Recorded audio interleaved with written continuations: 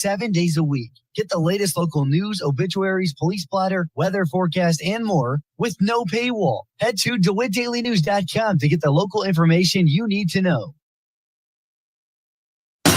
Your friend in Central Illinois.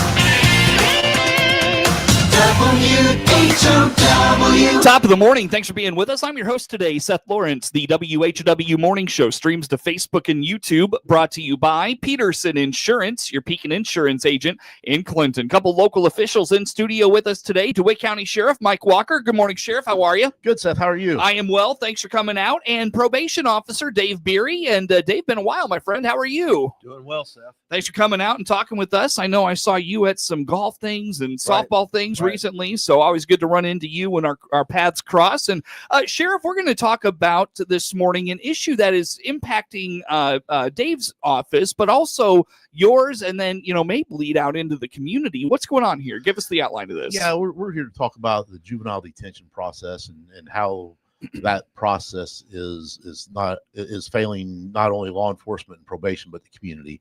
There was a letter that came out by the Peoria police chief a few weeks ago talking about a juvenile that was involved in a shooting, and he shot somebody and he was not detained. So after that happened, Dave and I were talking, and we thought it'd be good to get out here and let our local public know we have that same issue here in DeWitt County. Okay. Not necessarily people shooting people, but we got some crimes against persons that are happening with juveniles, and they're not being detained. And Dave can go into that in more detail, why they're not and how that process works. But, this is twofold here, I think. One, to get the message out that we even though we're a small county, we do have a juvenile detention problem, and we're doing everything we can. So, people see these kids get in trouble and still see them out on the street, that, our hands are tied, number one. And number two, after they listen to us today, if they feel so inclined, they need to contact their state reps, state legislators, and see if we can get something done at the legislative level. Okay. So let's start with, and Dave or Sheriff, you can field this one. When a youth or a juvenile comes, into the, let's say the sheriff's office, first of all, what kind of crimes does this constitute? What kind of things are we talking about here? Any kind of crime will bring them in. Right. And then, if they're not, we will do a pre-screen. If we see that it's not going to meet the criteria, then they're released to their parent or guardian. Okay. If we think they're going to be meet the criteria, that's when we contact probation, and Dave can discuss how that. Yeah. So what happens after a juvenile comes in, Dave, and that screening process? Well, what we're looking at is, one is an urgent, immediate necessity to detain the juvenile, and that is kind of contingent on the severity of the offense, and are they likely to try to flee the jurisdiction. Like Mike said, we haven't had any murders yet or recently committed by juveniles, but there's been some, like in Macon County, they had some juveniles commit murder. This person in Peoria was shot, but we have had some sex offenses, juveniles commit sex offenses, domestic battery, threatening to kill their parent. We've got a situation now where we've got the adult pretty much has had to move out of the house because they're afraid of the juvenile, and the juvenile's just free to do whatever they want to do. And it's not to interrupt, that person's multiple offenses. Yeah. So just not one Yeah, time and this thing. isn't just a one-time occurrence. This is multiple occasions.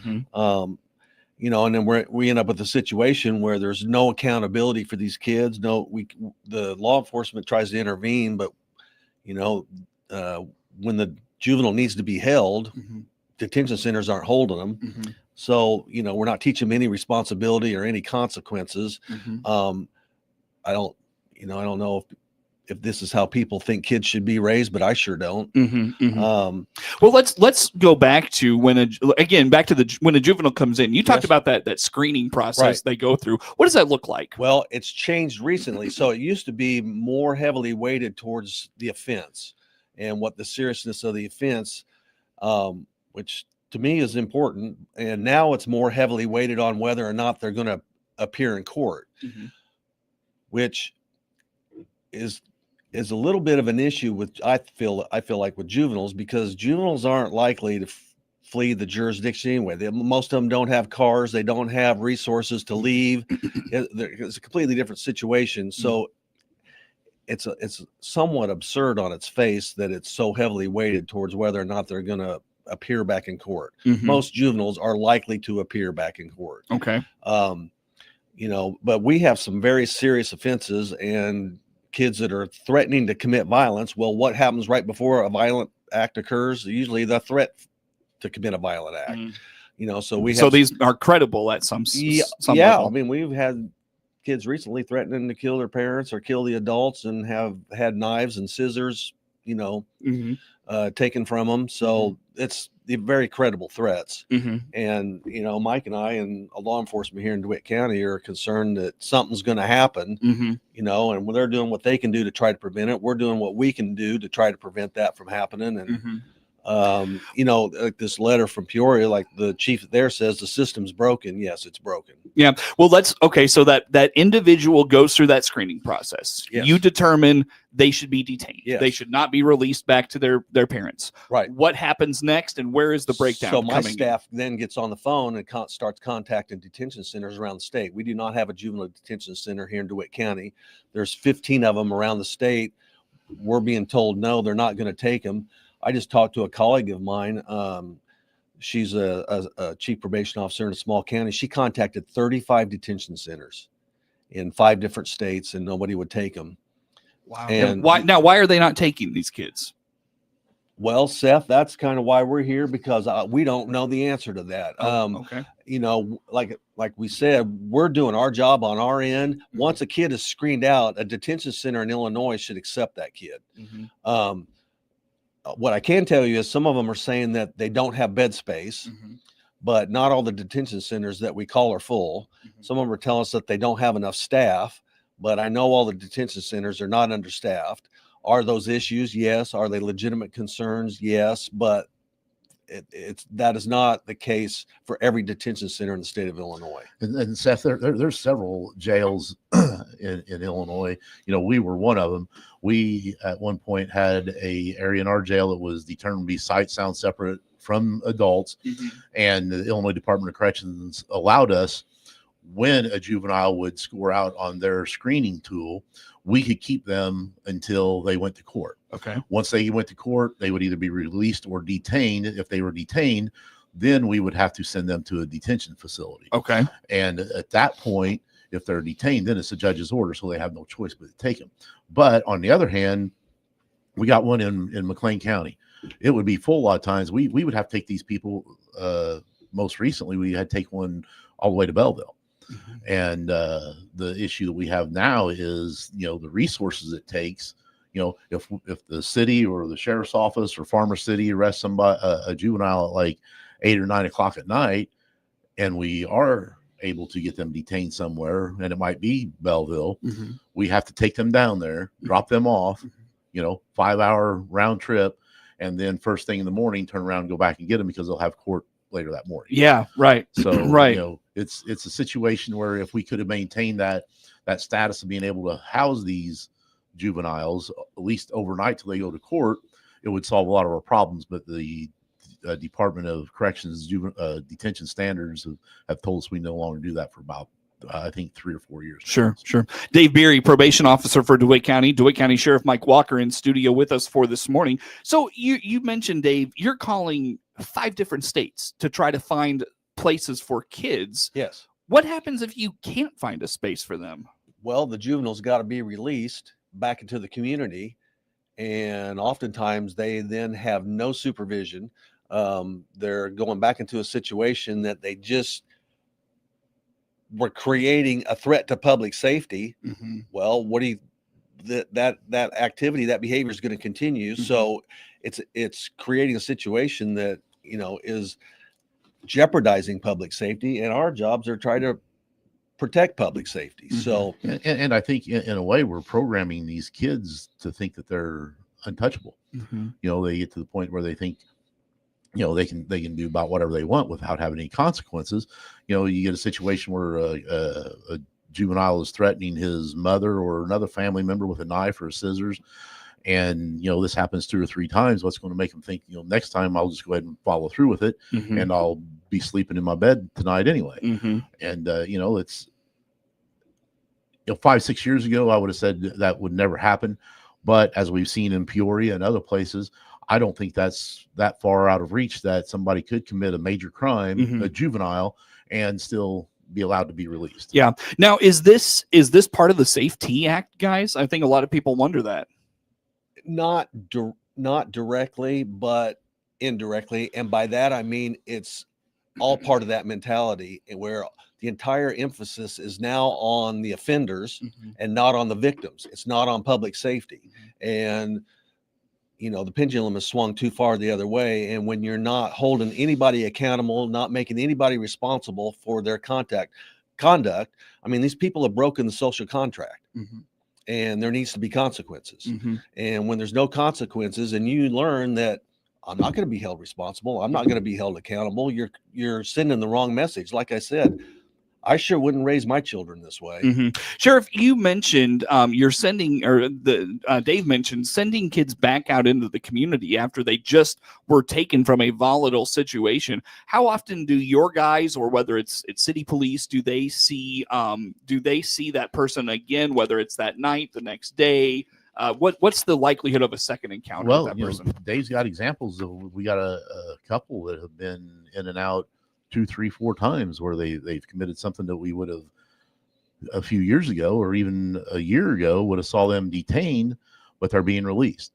And that's it's frustrating for the officers. It's unsafe for the officers. It's unsafe for the community, because when these things continue to happen, they're continue to be allowed to be released and go back to that environment, it's just going to continue to escalate. And unfortunately, I hope that it never happens, but I think unfortunately we're playing with fire here, because something is eventually going to happen, whether it is that juvenile really harms someone in their home or on the street, or if they get a hold of a weapon or something and put a police officer in a position where they're going to have to use deadly force or whatever it may be.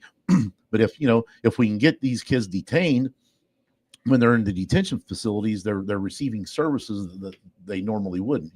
They're getting counseling, they're getting put in contact with services and things that we have tried to do in the past through different programs. And so there's more than just holding a kid accountable and keeping them locked up for a little bit. They're able to get services that they can follow up with once they're out of that detention center, and the judge can even direct them to continue with those services. And that's where I was going to go next with Dave is, what do we know about a juvenile who, commits an offense, commits a crime? They go through the process the sheriff talks about. What's that rehabilitation rate for a juvenile, Dave? So if we look at what we try to do is we try to get them some programming to get them stabilized. So like if they are detained, then they can get counseling services, therapy services, get their educational resources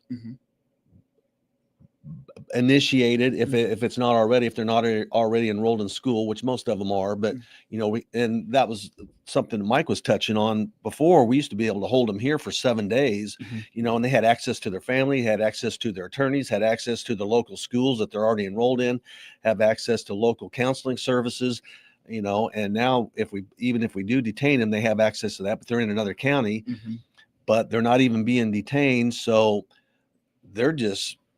it's just chaos. And I wonder what happens. Like, let's say you find a facility, like the sheriff's example, the Belleville example. You end up with a juvenile there. They don't hold them, and they just release them back into like Belleville. Well, that wouldn't happen. That doesn't happen. No, okay. No. We're responsible for getting them there. Okay. And then once we get them there, they're detained until their court date. Okay. We have to go pick them up and bring them back. Got it. Only time they would be if they are sentenced to, like, say 7 days in that detention center. At that point, we're responsible for getting there, but then it's their family responsible for picking them up. And since they're juvenile, the detention center would not release them without a family member or guardian. Okay, so they're not just in the community willing. Correct. No, they're just getting released when we are unable to get them detained at a facility. We have to release them. I gotcha. to and again, it's to an adult, it's to their guardian or parent or whoever is responsible. Sure. That makes sense now. There's so much more to get to with this, guys. Let's take a break here. Come back with some more. We'll dive more into that. Again, probation officer for DeWitt County, Dave Beery, in studio with us. DeWitt County Sheriff Mike Walker in studio with us as well. More to come with them on the morning show.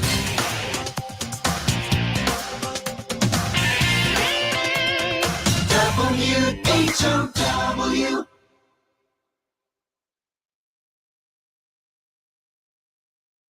You can donate today. Let's check the markets now on the RFD Radio Network. I'm Jim Taylor. Steady trade with corn, beans, and Chicago wheat. December corn up 1 quarter, 432 1/4. March corn down 1 1/4, 444 3/4. May corn 453 1/2, down 1 1/2. November beans 1077 1/4, down a penny. January beans down a penny, 1094 1/4. March beans 1106 1/4, down half a penny. December wheat up 1 1/2, 530 1/2. March wheat up 3/4, 546 1/2. December bean meal 308.50. That's up $2. December bean oil 50.02, down 24 cents. Livestock trade, October feeders up 285, 346.95. October live cattle 231.20, up 370. December lean hogs 81.82, up $1. Energy market December crude oil 60.49, up 34 cents. And you're listening to the RFD Radio Network. Hey, everybody, calm down. It's okay. Oh, it's coming. The farm animals can always feel it. Is that an earthquake? I didn't think those happened in the heartland. Aren't we harvesting Pioneer brand Z-Series soybeans today? It's not an earthquake. It's the aftershock of unleashing Z-Series soybeans. You did mention a yield advantage of nearly 4 bushels an acre. Plant Z-Series soybeans in the 100th season of Pioneer. Visit pioneer.com/greatest yields. Your friend in Central Illinois, WHOW. Once again, a good morning. Thanks for being with us. I'm your host today, Seth Lawrence. The WHOW Morning Show streams to Facebook and YouTube, brought to you by Peterson Insurance, your Pekin Insurance agent in Clinton. Again, DeWitt County Sheriff Mike Walker, Probation Officer Dave Beery in studio with us this morning.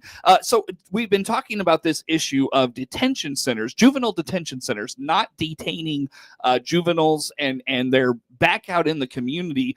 Dave, you talked about the threat to public safety. What has that looked like? I mean, are these kids going back out doing the same things? Are they taking on different tactics? What's going on there? Well, yeah, these are kids that are committing multiple offenses. So I think you had touched on that earlier, and you asked what happened. And they feel emboldened to not change their behavior. And part of the motivation for us wanting to come in here and talk to you today is, the conversation we're having in my office is, when is this going to change? What's it going to take? And the conversation, Lisa said, well, till somebody gets killed. But that's happened. It's happened in Peoria. It's happened in Decatur. It's happened in other places.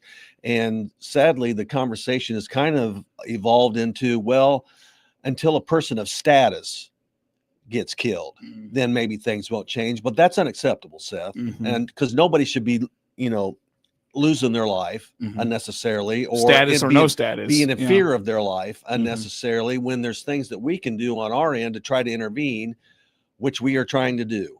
And so, like I said, our mission is to try to protect public safety. We have different roles, different aspects that we follow as far as the Sheriff's Department and Probation Department, but we're still, that's what our main mission is. Sheriff, what can the community do about this? Well, I think the biggest thing we can do is reach out to your state officials. I feel that we're very fortunate to have the 2 reps that we have that represent DeWitt County. Dr. Howder, which you had on earlier, and Regan Deering, who represents the eastern part of the county, and then Senator Sally Turner. She's very active here in DeWitt County as well. So,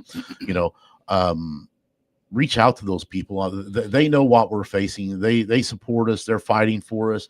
But the more people we get to contact them, they can go back to, Springfield and say, hey, DeWitt County, we got DeWitt County, 12,000 people, 400 square mile that are reaching out to us and saying this is a problem there. So, but this doesn't sound like a Springfield problem. This sounds like just a breakdown in procedure. Well, I think Springfield gets involved in a lot of things that maybe they shouldn't. this is something they could probably get involved in and create legislation. They created the Safety Act. They could create legislation that says if a kid scores out, absent being able to prove that you have no beds, somebody is going to take them. I mean, they require us to do certain things, so why can't they require these detention centers? It like Dave said, it's indirectly part of the Safety Act because of the mindset that we have. And, the thing that scares me also is you're emboldening these kids, like Dave said, to go out and be more vigilant, more bold in the things they do. And what happens when you start having adults that exploit these kids to have them commit crimes, knowing that there's a high probability that the kids aren't going to be detained. So if they're not detained, they're not going to be in police custody, be able to, tell who is putting them up to these things. Yeah. So what's your all's opinion on how immediate of a threat this is to public safety? Because it sounds like it's an immediate threat to the people involved in the situation, and that shouldn't be a threat to them. I totally get that, but how much greater is it than that? Well, I think it's a serious threat because, like we got examples right here in Peoria, Decatur. I'm sure in Sangamon County, Champaign County, all these counties, we're seeing things happen. So all it's going to take is for one of these kids that has had a bad day and done one of these offenses that should be detained and is not, to be released to a parent or a guardian. And now they're mad because they had a police encounter and they are released. A lot of these kids are going to go out and take that out on somebody. Go ahead. And these aren't isolated incidents, Seth. I mean, these are kids with multiple offenses, usually multiple victims. So the answer to your question is it's a serious threat to public safety. If it wasn't, we wouldn't be in here talking to you today. Yeah, for sure. Very good. On that note, guys, I got about a minute and a half left. Dave, did I miss anything from like probation side on this that you want to put out there? I don't think so. Like I said, we just wanted to try to alert the community that this is an issue, that we're trying to do what we can do, and that, we need their help a little bit, because the people that are in the positions to make these decisions aren't doing what they're supposed to do. When these kids score out, the detention screening instrument that we have is a statewide instrument that everybody is supposed to be using. And when a kid scores out to be detained, they're supposed to be detained. And the people that are in the positions of responsibility aren't following through on their end of the deal. Yeah, for sure. Sheriff, final thoughts from you? Yeah, I just think it's a serious issue, and we want, I'm sure people are seeing these, things from Peoria County and other places, and thinking, some people are thinking, well, that's a big town problem. That's a city problem. It's not. It's a problem here. It's a problem throughout the state. It's probably a problem throughout the country. And we just want to make people aware that it is happening here. We are doing everything we can. Our hands are tied, and to reach out any way that they can to try to get some things changed. On that note, how do folks follow along with the sheriff's office? Best way is through our Facebook page. Very good. DeWitt County Sheriff Mike Walker, thanks for joining us, Sheriff. Dave, good to see you, man. Appreciate you coming out. That's Probation Officer Dave Beery in studio with us this morning as well. The morning show streams to Facebook and YouTube, brought to you by Peterson Insurance, your Pekin Insurance agent in Clinton. Network news comes your way now on the morning show.